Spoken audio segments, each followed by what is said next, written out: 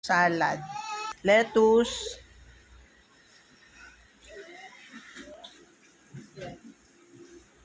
sibuyas na puti, kamatis, pipino, at kutsara. Kutsara. Yan. Panghalo. Panghalo. Wait lang. Ginayat ko na po at baka po mapalo na naman ni Meta pag nakita yung aking kutsilyo. Tapos, paghahalo-haluin ko na lang po yan lahat. At salad na. Wait lang po. Haluin natin.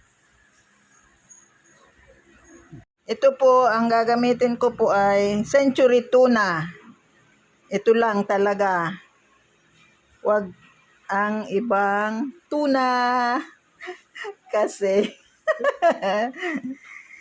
century tuna lang po. Yan. And sa mayonnaise naman po ay ladies choice lang. Yan. Yan ang pinaka the best. Masarap.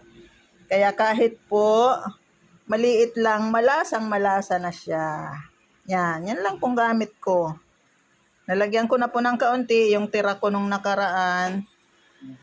Yan lang. Tapos, halo-haloin na.